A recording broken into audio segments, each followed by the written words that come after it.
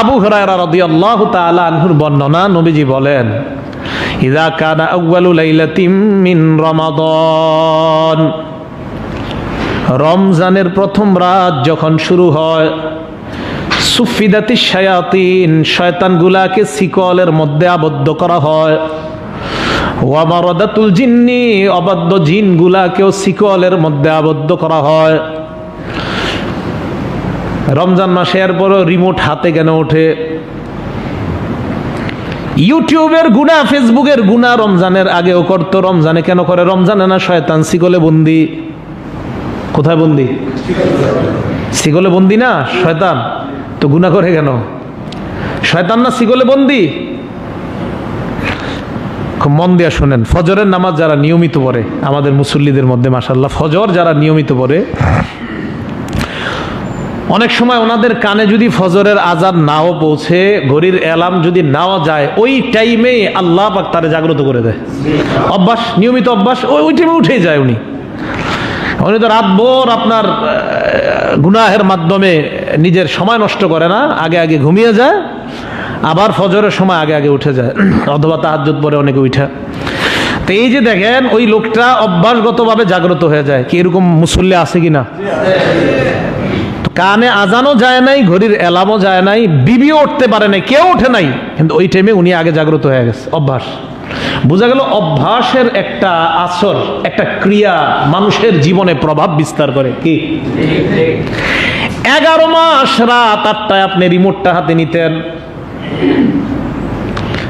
11 মাস রাত 8টার দিকে আপনি টেলিভিশনটা ছাড়তেন, 11 মাস রাত 8টায় আপনি স্টার জলসা চালু করতেন।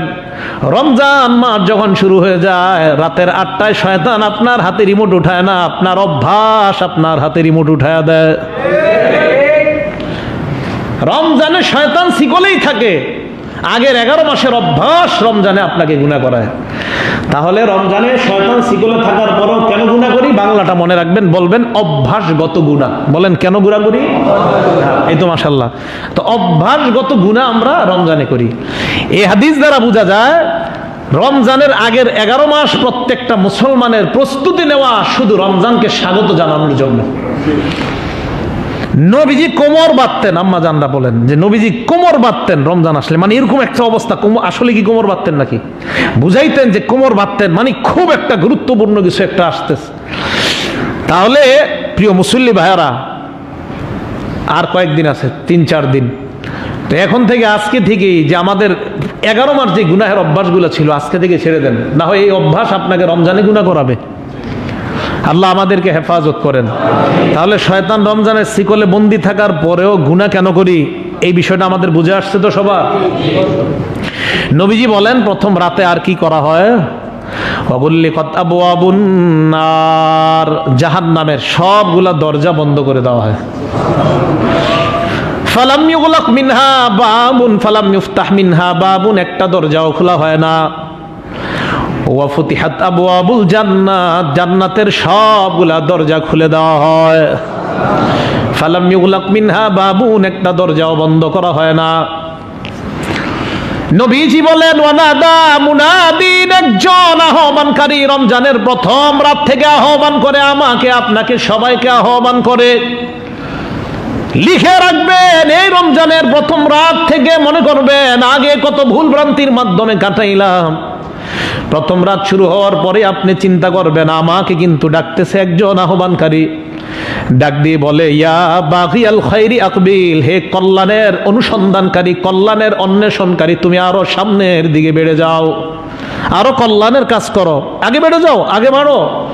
ওয়া বাগিয়াশ শাররি, হে গুনাহের অনুসন্ধানকারী, আকসির, এবার থামো, আকসির, থামো।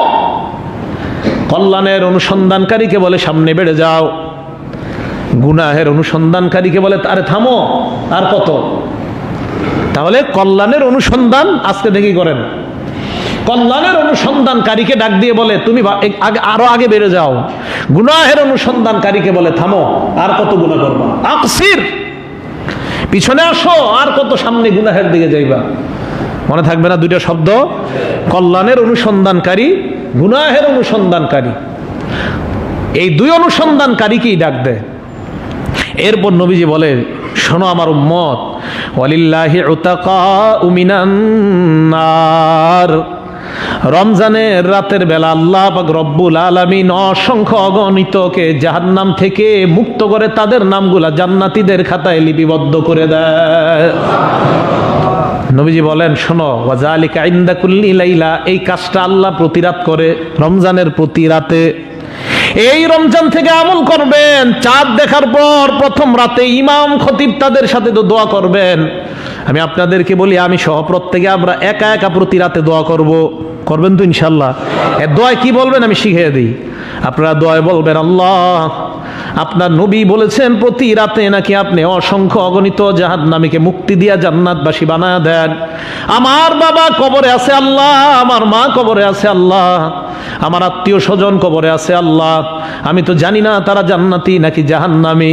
মাবুদ, আপনার নবীর কথা অনুযায়ী আজকেও তো আপনি অসংখ্য অগণিত জাহান্নামীদের নামগুলা জাহান্নাম থেকে কেটে জান্নাতীদের লিস্টে লিখে দিবেন।